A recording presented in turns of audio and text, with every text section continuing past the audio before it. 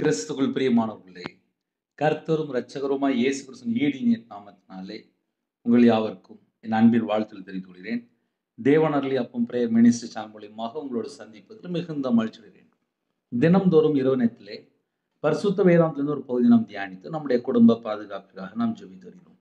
உபவாச நாட்களிலே நிறைய குடும்பத்திலே இணைந்திருக்கிறீங்க. யாத்திராகமம் 34ஆம் அதிகாரம் 9ஆம் வசனத்திலே, ஆண்டவரே உம்முடைய கண்களில் எனக்கு கிருபை கிடைத்ததானால் எங்கள் நடுவில் ஆண்டவர் எழுந்தருள வேண்டும். இந்த ஜனங்கள் வணங்கா கழுத்துள்ளவர்கள். நீரோ எங்கள் அக்கிரமத்தையும் எங்கள் பாவத்தையும் மன்னித்து எங்களை உமக்கு சுதந்திரமாக ஏற்றுக்கொள்ளும் என்றான். ஹல்லேலூயா. கிறிஸ்துவுக்குள் பிரியமானவர்களே, பழைய ஏற்பாட்டிலே மோசே இப்படியா ஜெபிக்கிறார். எங்கள் அக்கிரமத்தையும் எங்கள் பாவத்தையும் மன்னித்து எங்களை உமக்கு சுதந்திரமாக ஏற்றுக்கொள்ளும் என்றான். இந்த ஜனங்கள் வணங்கா கழுத்து உள்ளவர்கள், அதாவது கர்த்தருடைய வார்த்தைக்கு கீழ்ப்படியாதவர்கள். ஆனாலும் நீரோ எங்கள் அக்கிரமத்தையும் எங்கள் பாவத்தையும் மன்னித்து எங்களை உமக்கு சுதந்திரமாக ஏற்றுக்கொள்ளும் என்று ஜெபிக்கிறார். இது பழைய ஏற்பாட்டில் உள்ள ஜெபம். புதிய ஏற்பாட்டிலே இயேசு கிறிஸ்து வெளிப்பட்டதுக்கு அப்புறம் நம்முடைய பாவத்தை, நம்முடைய அக்கிரமத்தை, நம்முடைய பலவீனத்தை, நம்முடைய நோய்களை தாமே சுமந்தார் என்று எழுதப்பட்டிருக்கு. பழைய ஏற்பாட்டிலே மோசே இப்படி ஜெபிக்கிறார். புதிய ஏற்பாட்டிலே நமக்கு செய்தி என்ன அப்படின்னா, மனம் திரும்புங்கள், மனம் திரும்புங்கள், பரலோக ராஜ்யம் சமீபமா இருக்கிறது. அப்படின்னா என்ன அர்த்தம் அப்படின்னா, பழைய ஏற்பாட்டில் இப்படி எழுதப்பட்டிருக்கு. நம்ம கொஞ்சம் அப்படியே புதிய ஏற்பாட்டுக்கு வரும்போது மனம் திரும்புங்கள். ஏன் மனம் திரும்புங்கள் அப்படின்னு எழுதப்பட்டிருக்கு அப்படின்னா, இந்த ஜனங்கள் வணங்கா கழுத்துள்ளவர்கள் தான். சரி, நம்மளை பரலோகத்துக்கு கொண்டு போகணும். ஒரு பாவி மனம் திரும்பும் போதுதான் தம்முடைய சொந்த ரத்தத்தினால கழுவி மீட்டெடுக்கிறார். மனம் திரும்பி பாவ மன்னிப்பே பெற்றுக்கொள்ளணும். கிருபையின் காலம் அப்படின்னா என்ன அர்த்தம் அப்படின்னா, ஒரு காலத்துல நான் கர்த்தரை விட்டு தள்ளி போய் வாழ்ந்துட்டு இருக்கேன். இப்போ கிருபையின் காலத்துல நான் வாழ்றேன். இப்போ நான் மனம் திரும்பணும். எனக்கு பரலோகம் வேணும். நான் பரலோகத்துக்கு வரணும். எனக்கு ஆசீர்வாதம் வேணும். என் குடும்பம் சாபத்துல இருக்கக்கூடாது. என் குடும்பம் பாவத்துல இருக்கக்கூடாது. என் குடும்பம் அக்கிரமத்துல இருக்கக்கூடாது. நான் கர்த்தருக்கு பிரியமானபடி வாழணும். அந்த தாகம் வரணும். பழைய ஏற்பாட்டிலே மோசே ஜெபிக்கிறார். இந்த ஜனங்கள் வணங்கா கழுத்துள்ளவர்கள்ப்பா, நீரோ எங்கள் அக்கிரமத்தையும் எங்கள் பாவத்தையும் மன்னித்து எங்களுக்கு உமக்கு சுதந்திரமா ஏற்றுக்கொள்ளும் என்று ஜெபிக்கிறார். புதிய ஏற்பாட்டில் விசுவாசத்தினாலே நம்ம தேவனுடைய பிள்ளையா மாற்றப்படுகிறோம். அவரே நம்முடைய அக்கிரமத்தை சுமந்தார். அவரே நம்முடைய பாவத்தை சுமந்தார். நம்ம மனம் திரும்பும் போதுதான் மன்னிப்பு. புதிய ஏற்பாட்டிலே வாசித்து பார்க்கும்போது ஒரு பாவி மனம் திரும்பினால் மன்னிப்பு. அப்ப மன்னிப்பு எங்க வச்சிருக்காரு அப்படின்னு சொல்லி பார்க்கும்போது மனம் திரும்பினால். நம்ம எப்போ தேவனுடைய பிள்ளையா மாறுறோம்? இயேசு கிறிஸ்துவை உலக ரட்சகரா ஏற்றுக்கொள்ளும் போது தம்முடைய சொந்த ஜனமாக நம்மளை மாற்ற நமக்காக ஜீவனை தந்திருக்கிறார். தீத்து 2ஆம் அதிகாரம் 14ஆம் வசனம் எழுதப்பட்டிருக்கு. அவர் நம்மை சகல அக்கிரமங்களில் நின்று மீட்டு கொண்டு தமக்கு சொந்தமான ஜனங்களாகவும் நற்கிரியைகளை செய்ய பக்தி வைராக்கியம் உள்ளவர்களாகவும் நம்மை சுத்திகரிக்கும்படி நமக்காக தம்மை தாமே ஒப்பு கொடுத்தார் என்று எழுதப்பட்டிருக்கு. சிலுவை தியானத்துல நம்ம தியானித்து கொண்டிருக்கிறோம். நம்மை சகல அக்கிரமங்களில் நின்று மீட்டுக்கொண்டு நம்மளை மீட்டுக்கொள்ள தம்முடைய ஜீவனை தந்திருக்கிறார். நம்மளை அக்கிரமத்திலிருந்து பாவத்திலிருந்து மீட்டெடுக்க தம்முடைய சொந்த குமாரனை நமக்காக தந்திருக்கிறார். அது மாத்திரமல்ல, தமக்குரிய சொந்த ஜனங்களா மாறணும். இயேசு கிறிஸ்துவை ஏற்றுக்கொள்ளும் போது விசுவாசத்தினாலே நாம் தேவனுடைய பிள்ளையாக மாற்றப்படுகிறோம். தமக்குரிய சொந்த ஜனங்களாகவும் நற்கிரியை செய்ய, எதுக்காக நம்மளை கிறிஸ்துவுக்குள் ஜெனிப்பிக்கிறார், எதுக்காக மனம் திரும்பி பாவ மன்னிப்பை பெற்றுக்கொள்ள வேண்டும் என்று உலகம் முழுவதும் சுவிசேஷம் அறிவிக்கப்படுகிறது.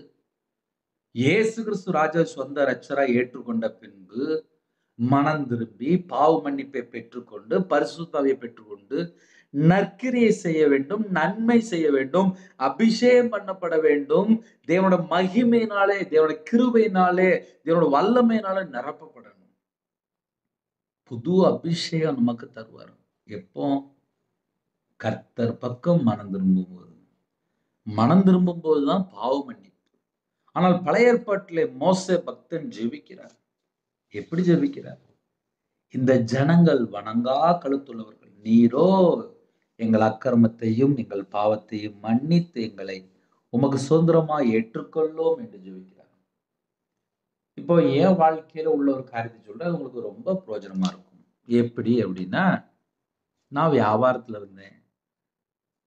சின்ன வயசுலேருந்து நான் சர்ச்சுக்கு போற பையன்தான். ஆனாலும் எனக்கு ரொம்ப விவரம்லாம் தெரியாது. வியாபாரத்த பத்தி தெரியும். ஆனா இயேசு கிறிஸ்து எப்படிப்பட்டவர் தெரியாது. வியாபாரத்துல இருக்கும்போது நல்ல வியாபாரம் பார்க்கணும்னு ஆசை. காலையிலேருந்து ராத்திரி வரைய வியாபாரம் பார்ப்பேன். அவ்வளோதான். கடன்னு, நிம்மதி இல்ல. ஒரே போராட்டம். மாந்திரீகம் பண்ணியிருந்தாங்க. கடன்ல கஷ்டப்படும்போது கூட இருக்கிற நபர் பணம் வாங்கிட்டு தரல. ரூ. 1 2 இல்ல ஒரு 13,00,000. இப்படி என்னுடைய வாழ்க்கையிலே கடன்ல கஷ்டப்படும்போது, பக்கத்துல சர்ச்சில போய் ஜெபிக்க ஆரம்பிச்சேன். எனக்கு முன்பாகவே என் மனைவி போய் ஜெபம் பண்ணியிருக்காங்க. எப்படி ஜெபம் பண்ணியிருக்காங்கன்னா, என் கணவர் வந்து விக்கிரகத்துல மாட்டிக்கிட்டாரு. மனுஷனோட சத்தத்த செவி கொடுத்து பணம் குடுத்துட்டே இருக்காரு. மனுஷன் பாவத்துல வாழ்ந்துட்டே இருக்காரு. இந்த மனுஷன் ரட்சிக்கப்படணும் அப்படின்னு சொல்லி நேரா ஜெபம் பண்ணிட்டாரு. நேரா ஜெபம் பண்ணிட்டாங்க. அதுக்கப்புறம் என்னோட வாழ்க்கையிலே ரட்சிக்கப்பட்டதுக்கப்புறம் கையில பைபிள் எடுத்து வாசிக்க ஆரம்பிச்சேன். அதுக்கப்புறம் தான் தெரியுது சத்தியம்னா என்ன? பாவம்னா என்ன? மனம் திரும்புதல்னா என்ன? பாவ மன்னிப்பை பெற்றுக்கொள்ளணும்னா என்ன? பரிசுத்தம்னா என்ன? கர்த்தரை விட்டு தள்ளி போற அசுத்தம்னா என்ன? எதுல இருந்தெல்லாம் புறப்படணும்? எதுல இருந்து மனம் திரும்பி பாவ மன்னிப்பை பெற்றுக்கொண்டு நித்திய ஜீவனுக்கு எப்படி போகணும்? மனம் திரும்பி சிறு பிள்ளை போல எப்படி மாறணும்? நீதிமான் எப்படி வாழணும்? எப்படி நீதியை பின்பற்றணும்? இதெல்லாம் கையில பைபிள் எடுத்து வாசிக்க ஆரம்பித்தேன். இதை ஏன் உங்களுக்கு சொல்லித்தரேன் அப்படின்னா, கர்த்தருடைய பிள்ளைகள் ஆவிக்குரிய வாழ்க்கையிலே வளரணும், ஆசீர்வதிக்கப்படணும். நிறைய குடும்பத்திலே பல சூழ்நிலையிலே இணைந்திருப்பீங்க. நம்ம எப்படி யோசித்து பார்க்கலாம் அப்படின்னா, உண்மையிலே நம்ம கர்த்தருக்கு பிரியமானபடி வாழ்ந்துட்டு இருக்கிறோமா? அத நம்ம யோசித்து பார்த்தாச்சுனாலே, பல கேள்விகளுக்கு ஆன்சர் கிடைக்கும். ஏன்னா சில குடும்பத்தில உபவாசத்தோடு இருப்பீங்க. குடும்பத்துக்கா இருப்பீங்க, பிள்ளைகள் ரட்சிக்கப்படணும்னு சொல்லி ஏகப்பட்ட காரியம் உண்டு. நம்ம வாழ்க்கையில எல்லாமே தேவனுக்கு பிரியமானபடி இருக்குதா? அத நம்ம கொஞ்சம் யோசித்து பார்த்தாச்சு அப்படின்னா, ஏகப்பட்ட ஆன்சர் கிடைச்சிரும். ஏன்னா என்னுடைய வாழ்க்கையிலே நான் கர்த்தரை விட்டு எப்படிலாம் தள்ளி போனேன். என் வாழ்க்கையில எப்படிலாம் மிஸ்டேக் இருந்துச்சு. இத அதிகமா யோசிக்க ஆரம்பித்தேன். அதனால இன்னைக்குள்ள செய்தி என்ன அப்படின்னா, கர்த்தரை விட்டு தள்ளி போயிருந்தால் உடனே மனம் திரும்பணும். மனம் திரும்பும்போது தான் பாவ மன்னிப்பு. நம்ம வாழ்க்கை ஆசீர்வதிக்கப்படும். யாரெல்லாம் இந்த செய்தியை கேட்குறீங்களோ, இதனோட சமூகத்திலே அர்ப்பணிங்க, தாழ்த்துங்க. நம்ம குடும்பம் ஆசீர்வதிக்கப்படும். கர்த்தர் பிரியமானபடி வாழ அர்ப்பணிக்கும்போது, நம்ம குடும்பம் உடனே ஆசீர்வதிக்கப்படும். ஏன்னா என்னுடைய வாழ்க்கையிலே வீட்ல மனைவி, குடும்பம் எல்லாரும் ஜெபம் பண்ணாங்க. கர்த்தருடைய கிருபையினாலே இப்ப பார்த்தா முழு நேர ஊழியம் தேவன் அபிஷேகம் பண்ணி உங்க முன்பா நிப்பாட்டியிருக்கிறார். ஆனா என்னுடைய வாழ்க்கை எப்படி இருந்துச்சு அப்படின்னு சொல்லி கொஞ்சம் திரும்பி பார்க்கும்போது, நான் சராசரி ஒரு வியாபாரி, சராசரி ஒரு மனுஷன். ஆனா தேவன் தூக்கி எடுத்தார். யாரெல்லாம் வந்து செய்தி கேட்குறீங்களோ, நம்ம எல்லாரையும் தூக்கி எடுப்பார். நம்ம தேவனோட சமூகத்துல அர்ப்பணித்தால் போதும். அப்பா உங்க பிள்ளை வந்திருக்கேன்ப்பா, என்னை தொடுங்கப்பா, என்னை தொடுங்க அப்படின்னு சொல்லி தேவனோட சமூகத்துல தாழ்த்தினாலே போதும். அதே போல ரட்சிக்கப்பட்டதுக்கு அப்புறம் நம்ம என்ன செய்யணும் அப்படின்னு சொல்லி பார்க்கும்போது, நற்கிரியைகளை செய்யணுமா, நல்ல செயல்கள் செய்யணுமா, பக்தி வைராக்கியமா இருக்கணுமா, அதற்காக தம்மை தாமே ஒப்பு கொடுத்தார் என்று தீத்து 2ஆம் அதிகாரம் 14ஆம் வசனத்தில் எழுதப்பட்டிருக்கு. இரவு நேரத்துல யாரெல்லாம் படுத்து தூங்க போறீங்களோ, இருக்கிற இடத்துல முழங்கால் படியிடுங்க. ஒருமனப்பட்டு ஜெபிப்போம். கண்களை மூடி நாம் ஜெபம் செய்வோம். எங்களை அதிகமாய் நேசிக்கிற அன்பு நிறைந்த பரிசுத்தமுள்ள நல்ல பிதாவே, உம்மை நன்றியோடு துதிக்கிறோம், ஸ்தோத்திரம்ப்பா. பரிசுத்தமுள்ள ஒரு நாள் எத்தனையோ குடும்பத்துல ஆலைத்து போயிட்டு தான். சில குடும்பத்துல ஆலைத்து போக முடியாத சூழ்நிலை. நாளைக்குள்ள நாட்கள் இப்பவுமே யோசிக்கிறாங்கப்பா. அவங்க இதயத்துக்குள்ள என்னெல்லாம் பாரம் இருக்கோ, அந்த எல்லா பாரத்தையும் எல்லாம் நீக்கி போட்டுருங்க.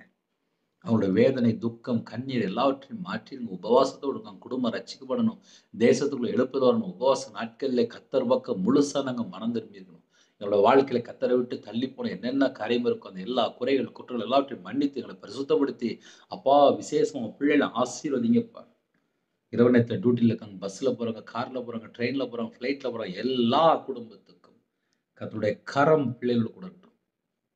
ஒவ்வொரு குடும்பத்தையும் ஆசீர்வதிங்க.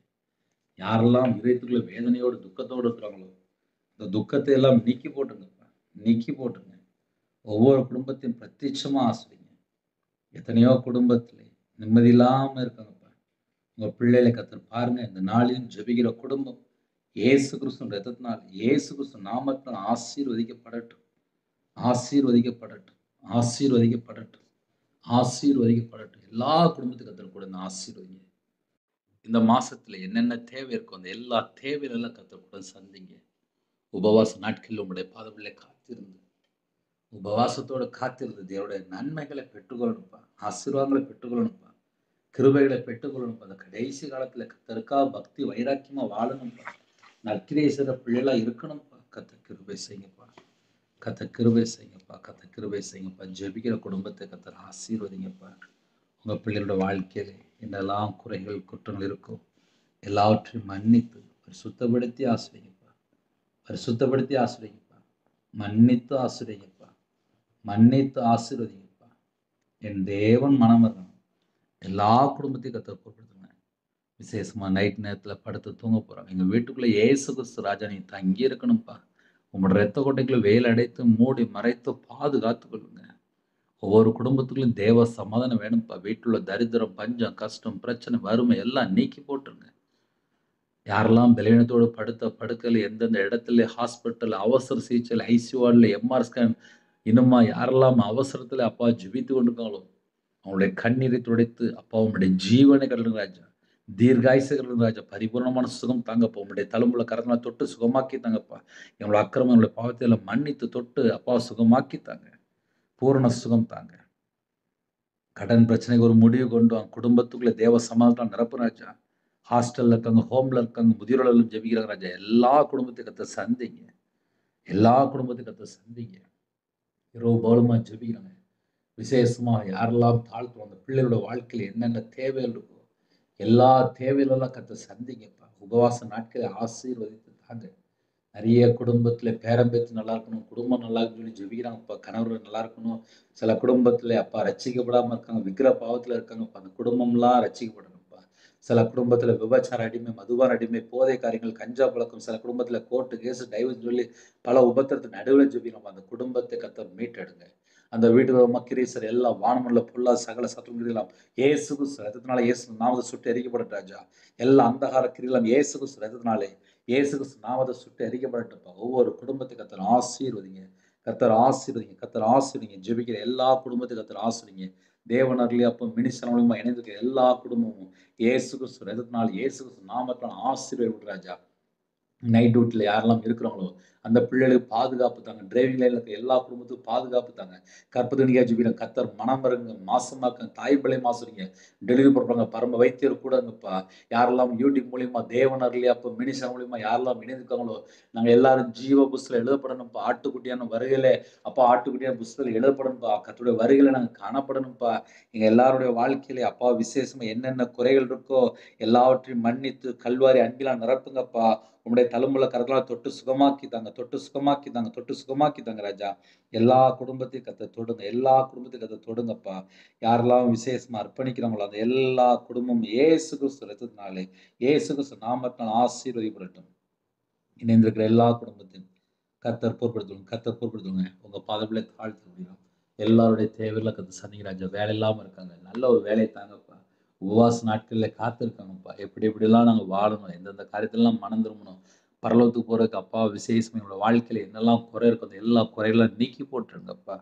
கர்த்தருடைய கரத்துல அர்ப்பணிக்கிறோம். இரவு பகலுமா ஜெபிக்கிறோம். உங்க பிள்ளைகளுக்கு சமாதானம் தாங்க. வீடு கட்டுறாங்க. வீடு கட்டி முடிக்க கர்த்தர் கிருபை செய்யுங்க ராஜா. புதுசா சில குடும்பத்துல இடம் வாங்கலாமா, வேண்டாமா? வீடு வாங்கலாமா, வேண்டாமா? வண்டி வாங்கலாமா, வேண்டாம்னு சொல்லி பல காரியத்தை யோசிக்கிறாங்க. சில குடும்பத்துல பேங்க்ல நகை இருக்கு. ஹவுசிங் லோன் போயிட்டுருக்கு. இஎம்ஐ போயிட்டுருக்கு. சில குடும்பத்தில பர்சனல் லோனு, பிசினஸ் லோன், ஓடி லோனு, ஃபைனான்ஸில் வாங்கியிருக்காங்க, கடன் அதிகமாக இருக்குது. அந்த எல்லா குடும்பத்துடைய தேவையிலெல்லாம் கர்த்தர் சந்திங்க, கர்த்தர் சந்திங்க, கர்த்தர் சந்திங்க. ஒவ்வொரு குடும்பத்தையுமே கர்த்தர் பொறுப்பெடுத்து சொல்லுங்கப்பா. ஜெபித்த எல்லா குடும்பத்தையும் ஆசிரியங்க, அவங்களோட அப்பத்தின் தண்ணீரை ஆசிரியங்க, அவங்களுடைய கையின் கீழே ஆசிரியங்க. கர்த்தர் கூட இருந்து எல்லா குடும்பத்தையும் திருப்தியாக ஆசிரியங்க. உங்கள் நாம மட்டுமே விடட்டும்.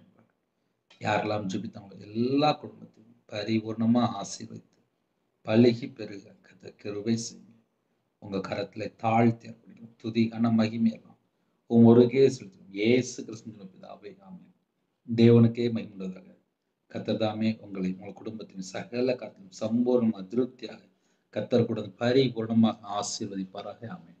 கர்த்தராகிய இயேசு கிறிஸ்துவின் கிருபையும் பிதாவாகிய அன்பும் பரிசுத்தனுடைய ஐக்கியமும் இப்பொழுதும் எப்பொழுதும் சதா காலங்களிலும் நம் அனைவரோடு கொடுப்பதாக ஆமென். கிறிஸ்துவில் பிரியமானவர்களே, தொடர்ந்து இணைந்திருங்கள், எனக்காக ஜெபித்துக் கொள்ளுங்கள். 9363064181 நம்பர் கொண்டால் நாங்கள் உங்களுக்காக குடும்பத்துக்காக ஜெபிப்போம். எங்களுடைய ஊழியக்காக தொடர்ந்து ஜெபித்துக் கொள்ளுங்கள். God bless you. Thanks for watching. Please subscribe our channel. Click the like and share. Click the bell. God bless you.